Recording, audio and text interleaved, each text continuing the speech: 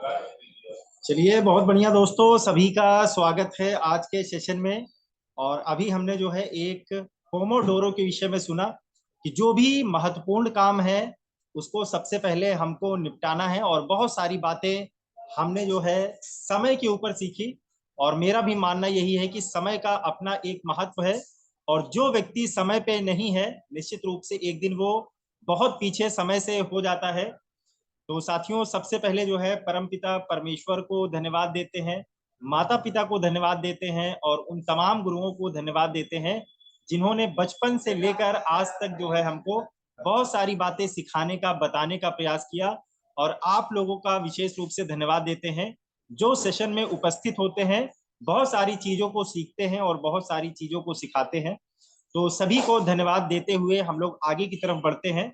और आज का जो सेशन है कि कैसे हम 24 घंटे में प्रोडक्टिव काम को कर सकें, किस हिसाब से काम के घंटों को तोड़ा जाए छोटे छोटे पार्टों में, उसी के ऊपर आज का सेशन है। और निश्चित रूप से आज बहुत सारे लोग इस बिजनेस में लगे हुए हैं। बहुत सारे लोग कहते हैं कि सर जो है मुझको समय ही नहीं मिल पाता है बिजनेस के लिए।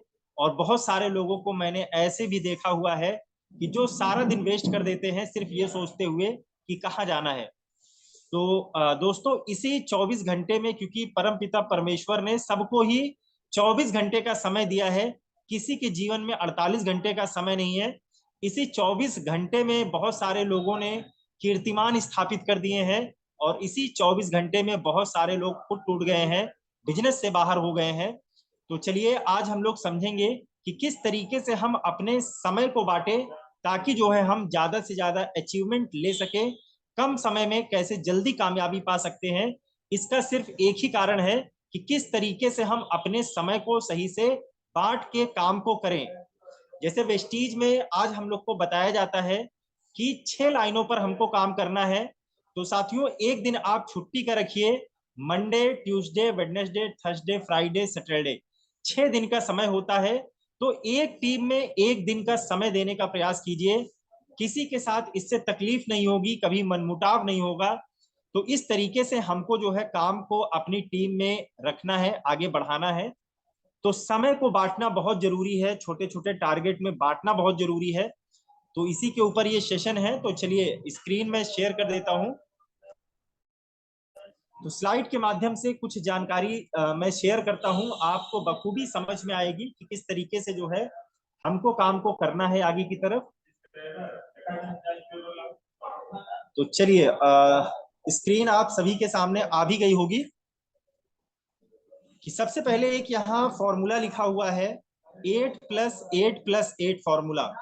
यानी अपने हमको 24 घंटे को 8-8 घंटे के स्लॉट में बांटना है। अपने दिन के 24 घंटे हम कैसे खर्च करते हैं, ये बहुत बड़ी बात है।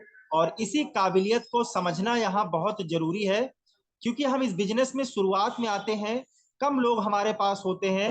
तो हम लोग जो है शायद इस प्रबंधन को बहुत अच्छे से समझते नहीं है, या फिर हमको आवश्यकता महसूस नहीं होती है। लेकिन जैसे जैसे आपकी टीम बड़ी होती जाएगी, तो उतना आप तो एक ही हैं अपनी टीम के लिए। तो किस तरीके से हम अपनी हर टीम में समय दे पाए, हर आदमी को सेटिस्फाइड कर पाए, इसका बहुत बड़ा महत्व है साथियों। तो सबसे पहले, life is measured in days, कि जिंदगी को दिनों में जो है, आप सालों में मत काउंट कीजिए, दिनों में काउंट करना शुरू कीजिए। तो आपको ये समझ में आएगा कि मेरी जिंदगी कितनी बची हुई है, या कितना प्रोडक्टिव वर्क हमको अभी करना है। तो 8+8+8 rules to manage your 24 hours effectively, कि 24 घंटे का जो समय है उसको हम 8+8+8 घंटे के स्लॉट में तोड़ सकते हैं अलग अलग। तो सबसे पहले करना क्या है, यानी 8+8+8 का मतलब है 24 घंटे को अगर हम अलग अलग 3 भाग में बांटेंगे, तो लगभग लगभग 33% एक पार्ट, एक भाग में जो है परसेंटेज के रूप में आता है। तो सबसे पहले जो 8 घंटे हमारे पास हैं, उसमें हमको क्या काम करने की जरूरत है, रॉक सॉलिड हार्ड वर्क। यानी 8 घंटे तो हमको काम करना ही करना है। आज चाहे नौकरी हो, चाहे बिजनेस हो, कोई दुकान हो, कोई भी प्रोफेशन हो साथियों, एक मानक तय किया गया है काम करने का, कि 8 घंटे हर व्यक्ति जो है काम को करता है। तो 8 घंटे आप जिस भी काम में लगे हुए हैं 8 घंटे शिद्दत से देने का प्रयास कीजिए, और निश्चित रूप से वो 8 घंटे आप उस काम में डूब के उस काम को कीजिए, तब जो है बहुत अच्छा रिजल्ट आने आएगा 100%। और इसके बाद सेकंड जो है, 8 घंटे में हमको क्या करना है कि वो 8 घंटे सोने के लिए है और रेस्ट के लिए है। तो इस चीज का हमको ध्यान रखना है कि हम जो रेस्ट लेते हैं और सोते हैं, 8 घंटे हमको इस पे अपने खर्च करने हैं। और इसके बाद रिमेनिंग जो बचे हुए 8 घंटे हैं वो हमको कहाँ खर्च करने हैं, कि इसको 4 पार्ट में मैंने बांटा हुआ है। 25%, 25%, 25% और 25%। यानी सबसे पहले 25% का मतलब है कि 8 घंटों को अगर हम 4 पार्ट में तोड़ेंगे तो 2-2 घंटे का समय आएगा। यानी 2 घंटे हमको किस काम के लिए निकालने हैं?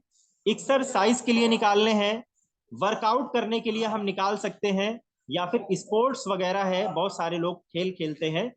तो इन कामों के लिए हमको कम से कम 2 घंटे का समय निकालना है, ताकि हम फिजिकली भी फिट रह पाए। इसके बाद जो अगले 2 घंटे का समय है, ये हम अपने फ्रेंड्स के लिए और फैमिली के लिए जरूर निकाले साथियों। क्योंकि जो है दोस्तों के पास बैठना, बहुत सारी बातें करना और अपनी फैमिली के को भी समय देना जरूरी है। तो कम से कम 2 घंटे अपनी फैमिली को देना अनिवार्य है। इसके बाद अगले जो 2 घंटे हैं वो इंटरटेनमेंट के रखिए। इसी में आपका मोबाइल आता है, इसी में आपका टीवी आता है, और बाकी जो भी आप गेम वगैरह खेलते हैं, इंटरटेनमेंट के संसाधन का प्रयोग आप करते हैं, इसी 2 घंटे में उसको देने का प्रयास कीजिए। इसके बाद जो चौथे स्लॉट में 2 घंटे बचेंगे, सेल्फ डेवलपमेंट, अच्छी किताबें पढ़िए, अच्छी जो है वीडियो देखिए, या फिर जो है कोई ट्रेनिंग अटेंड कीजिए। तो ये सारे जो काम होते हैं इन 2 घंटे में निपटाना है आपको। तो ये एक छोटी सी जानकारी थी साथियों, जो मैंने आपको देने का प्रयास किया, कि जब आप 24 घंटों को टुकड़ों में तोड़कर छोटे छोटे स्लॉट में बांट कर काम को करना शुरू करेंगे, तो आप देखेंगे कि प्रोडक्टिविटी बढ़ जाएगी आपकी। और एक चीज हमेशा ध्यान रखिए, कुछ रूल्स मैं बता रहा हूं, कि जो सबसे कठिन होगा वहीं से शुरू दिन होगा। यानी जो भी सबसे कठिन काम आपको लगता है, वहीं से आप अपने काम की शुरुआत कीजिए। निश्चित रूप से जब आप काम की शुरुआत उस कठिन से कठिन काम को लेकर दिन में शुरुआत करेंगे, तो आप देखेंगे कि वो प्रैक्टिस प्रैक्टिस प्रैक्टिस बार बार प्रैक्टिस होती जाएगी, और एक दिन वो काम आपके लिए आसान हो जाएगा बेहद। दूसरी चीज, ध्यान को भटकाना नहीं है, उसको अटकाना है। यानी कई बार होता है कि हम कोई वीडियो देख रहे होते हैं और कोई दूसरा नोटिफिकेशन आ जाता है, किसी का फोन आ जाता है, कोई मैसेज आ जाता है, और हम उसकी तरफ व्यस्त हो जाते हैं, और जो चीज हम ध्यान लगाकर देख रहे थे उससे ध्यान भटक जाता है साथियों। हो सकता है दोबारा हम वो चीज देखी भी ना। तो एक चीज का हमको ध्यान रखना है, कि ध्यान को भटकाना नहीं है, उसको अटकाना है उस जरूरी काम पर जो आपकी सफलता के लिए जरूरी है। इसके बाद तीसरी जो चीज है, कि एक रूल है, फॉलो करना है हमको 80-20 रूल्स। 80-20 रूल्स में साथियों होता क्या है, कि कई बार जो है हम ये समझ ही नहीं पाते हैं कि कौन सा काम हमारे लिए महत्वपूर्ण है और कौन सा काम जो है बाद में भी किया जा सकता है, या फिर जरूरी नहीं है उस काम को किया जाए। तो 80-20 रूल्स है, हमको ये ध्यान रखना है कि 80% हमको जीवन में वो एक्शंस लेने हैं जिससे रिजल्ट ओरिएंटेड है, जिससे रिजल्ट आता है। अब इसमें बहुत सारी चीजें हैं, हमारी दिनचर्या है, वेकअप, आप उठना है, मेडिटेशन करना है, एक्सरसाइज है, स्टडी है, अगर हम कोई किताब पढ़ते हैं या फिर पढ़ाई कर रहे हैं, बहुत सारे काम हो सकते हैं, रीडिंग है, किताबों को पढ़ना है, ईट हेल्दी भोजन है, वॉच मूवी है, फोन कॉल्स है, टीवी है, ऐसे बहुत सारी दिनचर्या हमारी रहती है। ड्राइविंग है, या फिर बाइक से हम कहीं जाते हैं, किसी से गॉसिप करना है। तो ये बहुत सारे एक्शंस हैं। तो सबसे पहले हमको अपने आप पर लगाम लगानी पड़ेगी, कि हम अपना 80% समय वहां इन्वेस्ट करेंगे जहां से रिजल्ट आने की ज्यादा उम्मीद है। इसके बाद चौथा जो पॉइंट है साथियों, इसको आप समझिए, कि कोऑर्डिनेट सिस्टम या फिर अर्जेंट इंपॉर्टेंट मैट्रिक्स। जैसे साथियों दिन भर में हमारे बहुत सारे काम होते हैं, लेकिन हमको डिसाइड करना पड़ेगा कि इसमें से अर्जेंट कौन सा है। और कुछ काम ऐसे होते हैं जो अर्जेंट नहीं है, जरूरी तो है हमारे लिए, लेकिन अभी वो अर्जेंसी नहीं है उसकी, अभी ना करे तो भी काम चल जाएगा। वैसे ही दो और कैटेगरी है जो मैंने जो है वर्टिकल बनाया हुआ है। नॉट इम्पॉर्टेंट, कुछ काम ऐसे होते हैं जो जरूरी नहीं है, और कुछ काम ऐसे हैं जरूरी है। तो हम इसको डिसाइड कैसे करें कि कौन सा अर्जेंट है, कौन सा अर्जेंट नहीं है, कौन सा इंपॉर्टेंट है, कौन सा इंपॉर्टेंट नहीं है। तो सुबह उठिए, एक डायरी पर 4 कॉलम बनाइए, और पहला काम, जैसे कोई प्रोजेक्ट पर हम काम कर रहे हैं, तो ये हमारे लिए प्रोजेक्ट हो सकता है अर्जेंट भी हो, क्योंकि हमको ये रिपोर्ट भी देनी हो, और इम्पोर्टेंट भी हो। यानी दोनों चीजें हैं कि अर्जेंट भी है, इम्पोर्टेंट भी है। जो काम अर्जेंट और इम्पोर्टेंट हो उसको हमको फर्स्ट कैटेगरी में रखना है, प्रायोरिटी देनी है। जैसे कोई प्रोजेक्ट हो सकता है, एग्जाम हो सकता है, किसी चीज का बिल हो सकता है जो हमको जमा करना हो। अगर मैं वेस्टीज व्यवसाय की बात करूं, तो बहुत सारे लोगों से अपॉइंटमेंट हो सकती है, लिस्ट बनाना हो सकता है, नए लोगों को लिस्ट में शामिल करना हो सकता है, किसका किसका आज आपको फॉलो अप करना है। तो ये सारी चीजें हमको पहली कैटेगरी में रखनी है कि किसको किसको आज प्लान शो करना है। दूसरे कुछ काम होते हैं दोस्तों, अगर दूसरी कैटेगरी की बात की जाए, तो नॉट अर्जेंट, जो अर्जेंट तो नहीं है लेकिन इंपॉर्टेंट है। यानी इसका मतलब है कि अभी इन कामों को ना किया जाए तो चल जाएगा, लेकिन ये काम इंपॉर्टेंट है, करना जरूरी है। जैसे बहुत सारे नोट्स हो सकते हैं, जैसे कुछ नोट्स हम बना रहे हैं, तो हो सकता है कि आज अगर उन नोट्स को हम ना बनाएं तो कोई दिक्कत नहीं, उसको कल भी बनाया जा सकता है।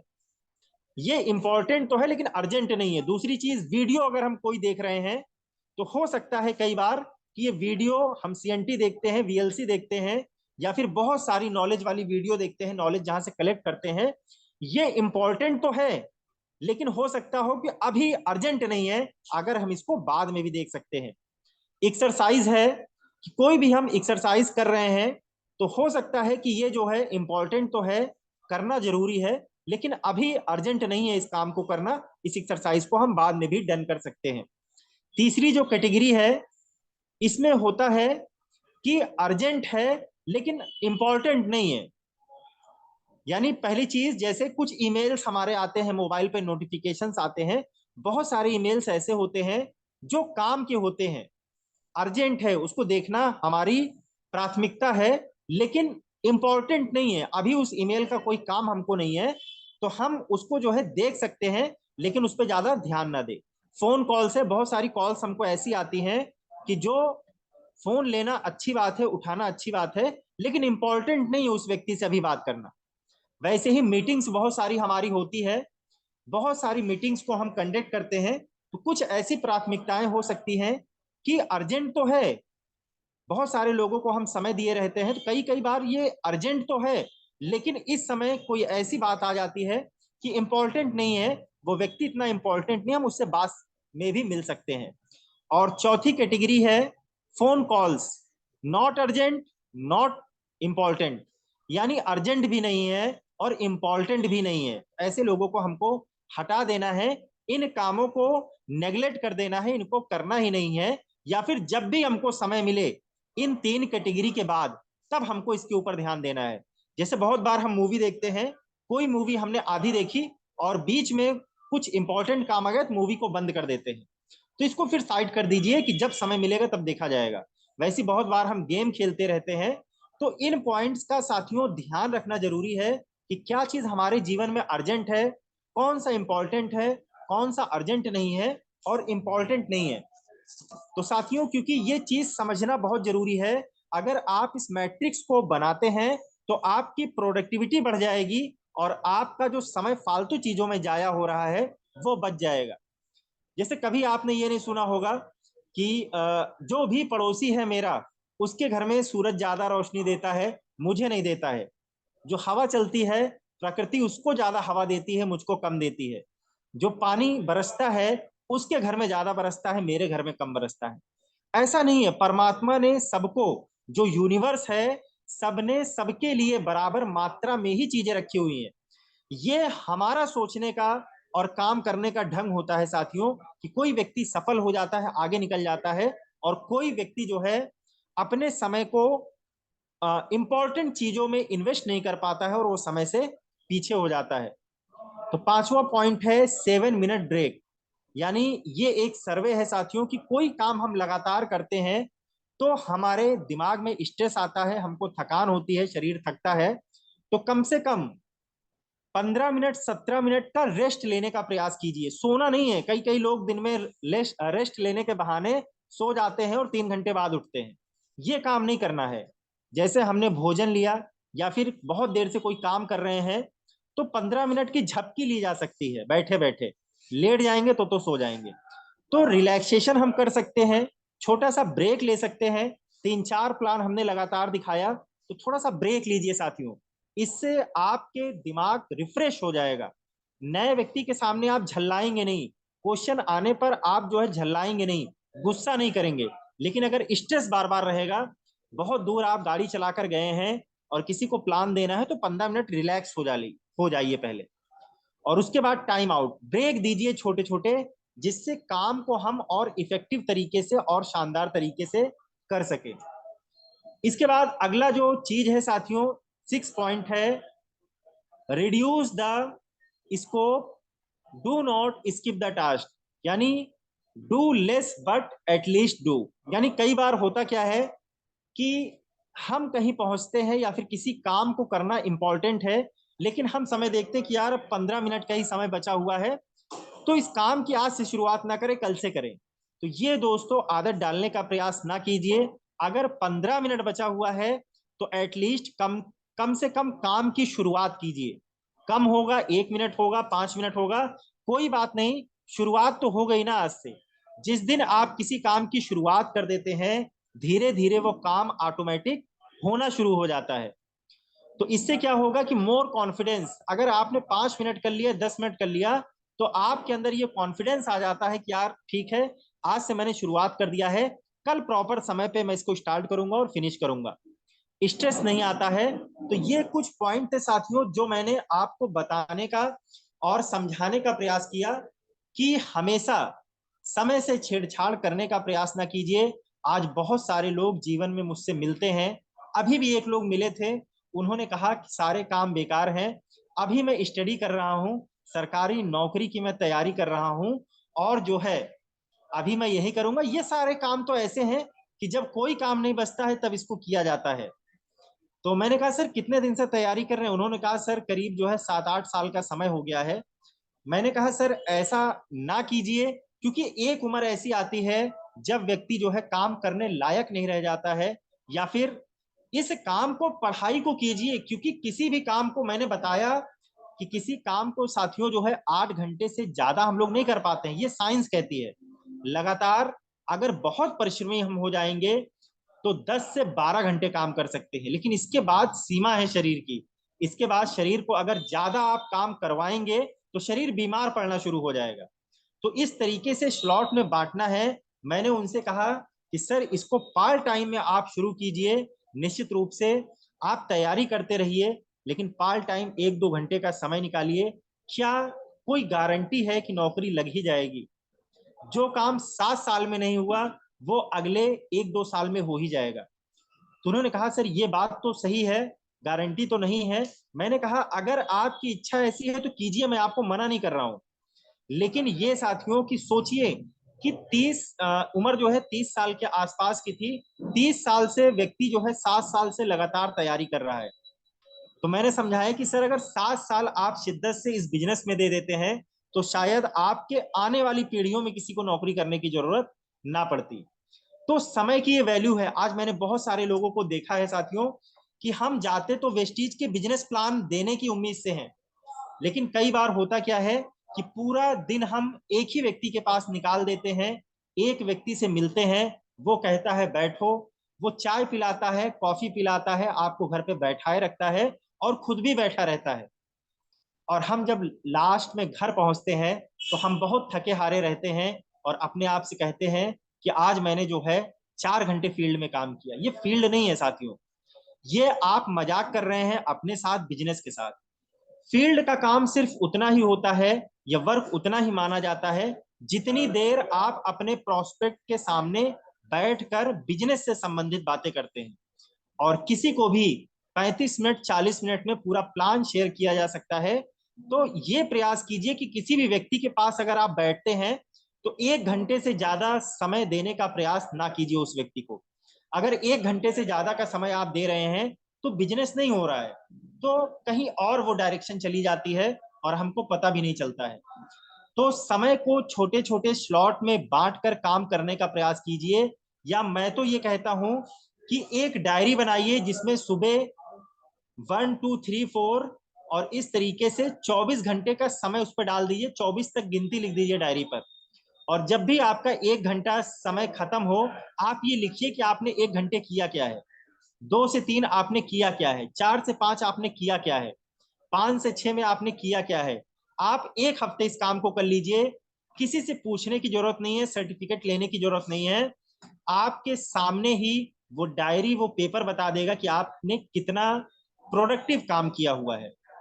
तो इन सारी चीजों का साथियों हमको ध्यान रखना है। समय भी हो गया है, तो समय का विशेष महत्व है, और समय समय पर अपने आप में परिवर्तन करना बहुत जरूरी है। कहीं ऐसा तो नहीं कि जब हम वेस्टीज में आए थे 1 महीने पहले जैसा हम प्लान दिखाते थे, डायरेक्टर बनने के बाद भी कहीं हम वैसे ही प्लान तो नहीं दिखा रहे हैं।